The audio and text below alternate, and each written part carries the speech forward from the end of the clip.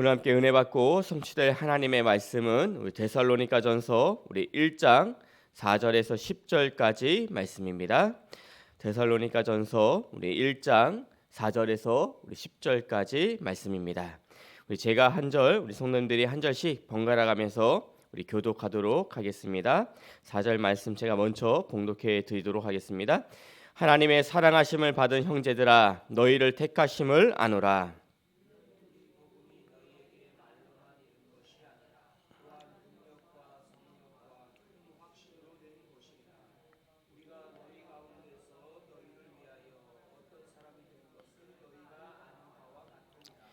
또 너희는 많은 환난 가운데서 성령의 기쁨으로 말씀을 받아 우리와 주를 본받는 자가 되었으니,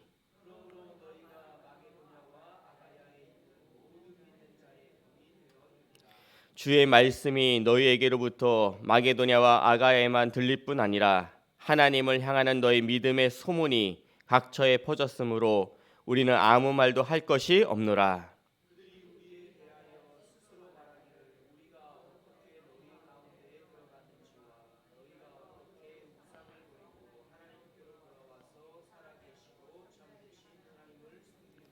우리 10절 말씀 함께 읽겠습니다. 또 죽은 자들 가운데서 다시 살리신 그의 아들이 하늘로부터 강림하실 것을 너희가 어떻게 기다리는지를 말하니, 이는 장래의 노하심에서 우리를 건지시는 예수시니라. 아멘. 오늘은 우리 소문난 이유라는 제목으로 함께 말씀을 나누도록 하겠습니다.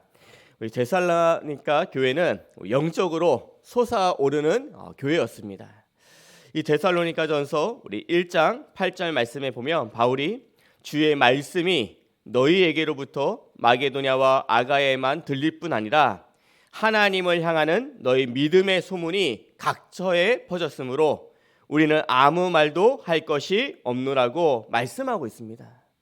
이 교회가 세워진 지 얼마 되지 않았지만 이 믿음의 소문이 정말 좋게 난 교회였습니다.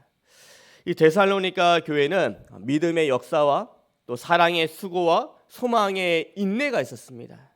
그리고 감사가 끊어지지 않는 믿음과 성장의 아름답고 멋진 발자취를 남기면서 모든 믿는 자의 본이 되는 교회였습니다. 우리도 이 데살로니가 교회가 가지고 있었던 이 복음의 본질과 신앙의 색깔을 본받아서 믿는 자의 본이 되어야 하는 것입니다. 특별히 우리의 마음속에 한 영혼을 살리고 그 영혼이 제자로 세워져서 또 다른 영혼에게 복음을 전해서 그 사람도 살리는 것이 우리의 기도 제목이 되어야 하는 것입니다. 그래야 미래에 참 소망이 있는 것이고, 이것이 하나님께서 우리 교회에 주신 시대적인 사명인 것입니다. 오늘 말씀을 통해 이 데살로니가 교회의 성도들이 어떻게 믿는 자의 본이 되었는지를 사실적으로 깨닫고 삶의 현장에서 영적 영향력을 입혀나가는 성도님들 되시기를 예수 그리스도로 축복합니다. 첫 번째, 성령의 강권적 역사입니다. 사도 바울이 이 데살로니가 교회 성도들이 하나님의 택하심을 받은 자로서 믿는 자의 본이 된 근원적인 이유가 무엇보다 성령의 강권적인 역사심이라고 말씀하고 있습니다. 이 자신들이 복음을 증거할 때 오직 능력과 성령과 큰 확신으로 증거된 것이라고 말씀하고 있습니다. 그리고 이러한 복음을 받을 때 데살로니가 교회 성도들이 성령의 기쁨으로 말씀을 받았다고 말하고 있습니다. 한마디로 성령의 강권적 역사심으로 이들이 복음의 뿌리를 내리고 열매를 맺었다는 것입니다. 저는 이번 주 강단의 말씀을 들으면서 붙잡은 것이 우리와 또 우리 교회가 이러한 성령의 강권적 역사가 임하기를 기도했습니다. 사도 바울은 고린도전서 2장 4절에서 5절까지 말씀을 보면 내 말과 내 전도함이 설득력 있는 지혜의 말로 하지 아니하고 다만 성령의 나타나심과 능력으로 하여 너희 믿음이 사람의 지혜에 있지 아니하고 다만 하나님의 능력에 있게 하려 하였노라고 말씀하고 있습니다. 사도 바울이 복음을 증거할 때 설득력 있는 자신의 지혜의 말로 하는 것이 아니라 성령의 나타나심과 또 능력으로 했고, 그 복음을 들은 사람들 중에서 예수님을 믿게 된 것은 사람의 지혜로 믿는 것이 아니라 하나님의 은혜이고 하나님의 능력으로 믿게 되었다는 것입니다. 우리도 하나님의 은혜와 또 하나님의 능력이 아니면 예수가 그리스도는 이 복음을 믿을 수도 없고 또 전파할 수도 없는 것입니다. 또한 예수님은 우리가 하나님의 은혜와 또 하나님의 능력으로 참된 복음을 정확히 알고 또 믿고 있다면 세상에서 가만히 있는 것이 아니라 빛과 소금의 역할을 감당하기를 원하시는 것입니다. 우리 마태복음 5장 13절에서 14절까지 말씀을 보면 예수님께서 너희는 세상의 소금이라 말씀하시고 또 너희는 세상의 빛이라고 말씀하시면서 16절에 이같이 너희 빛이 사람 앞에 비치게 하여 그들로 너희 착한 행실을 보고 하늘에 계신 너희 아버지께 영광을 돌리게 하라고 말씀하고 있습니다. 다시 말해서 우리가 세상에서 빛과 소금의 역할을 감당하면서 세상 사람들에게 복음을 증거하는 것이 하나님 앞에서 착한 행실이 되는 것이고, 이것이 하나님께 영광을 돌리는 삶이 된다는 것입니다. 우리 성도님, 날마다 하나님의 은혜와 또 하나님의 강권적인 능력을 체험하면서 현장에서 빛과 소금의 역할을 감당하시기를 바랍니다. 그 사도 바울은 이 성령의 강권적 역사하심이 믿는 자의 본이 되는 근원적인 힘이라면 이제 그 힘을 바탕으로 삶의 모습도 변해야 한다는 사실을 말하고 있습니다. 본문 6절 말씀에 보면 또 너희는 많은 환난 가운데서 성령의 기쁨으로 말씀을 받아 우리와 주를 본받는 자가 되었으니라고 말씀하고 있습니다. 우리 일반적으로 생각할 때 주와 우리를 본받는 자라고 표현을 해야 되는데, 반대로 우리와 주를 본받는 자가 되었다는 것은 믿음을 가진 우리가 영적인 본을 보이는 삶을 살아야 한다는 것을 강조하기 위해서 이런 표현을 쓰는 것입니다. 일반적으로 신앙생활을 처음 시작하시는 분들이 볼 때 하나님의 말씀에 은혜를 받기도 하지만 큰 영향을 받는 것이 나를 인도했던 분의 영육간의 삶의 모습인 것입니다. 이분들이 어떻게 신앙생활을 하는지를 보면서 또 이들의 신앙도 성장해 나가게 되는 것입니다.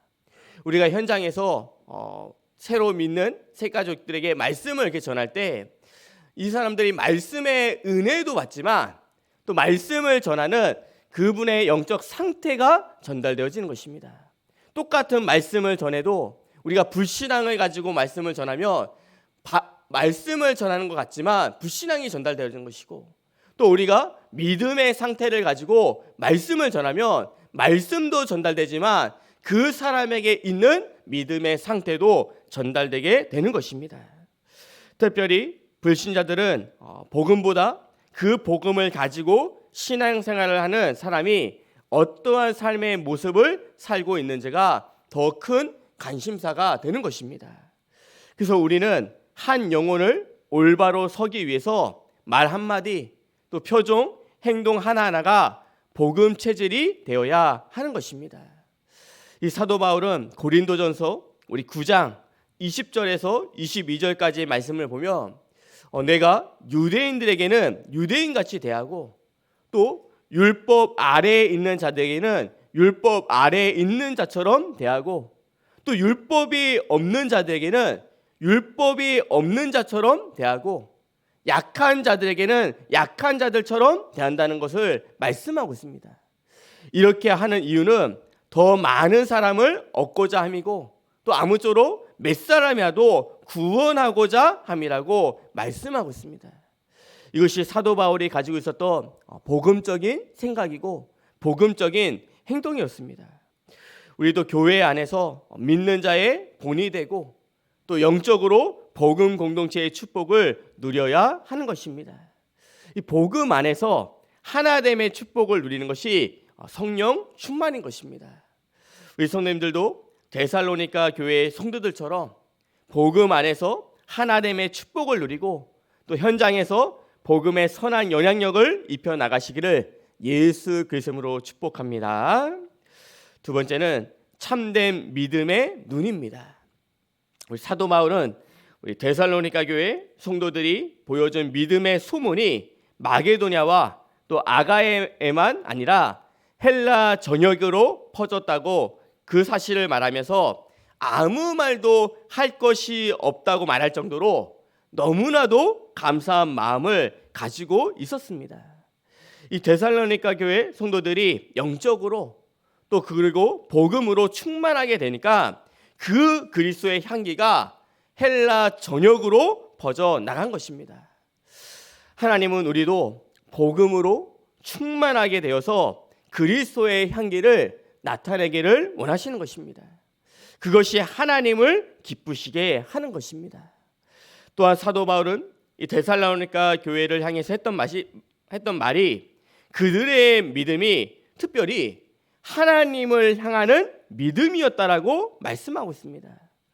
데살로니가전서 우리 1장 9절에서 10절 말씀에 보면 그들이 우리를 대하여 스스로 말하기를 우리가 어떻게 너희 가운데 들어갔는지와 너희가 어떻게 우상을 버리고 하나님께로 돌아와서 살아계시고 참되신 하나님을 섬기는지와 또 죽은 자들 가운데서 다시 살리신 그의 아들이 하늘로부터 강림하실 것을 너희가 어떻게 기다리는지를 말하니 이는 장래 노하심에서 우리를 건지시는 예수신이라고 말씀하고 있습니다.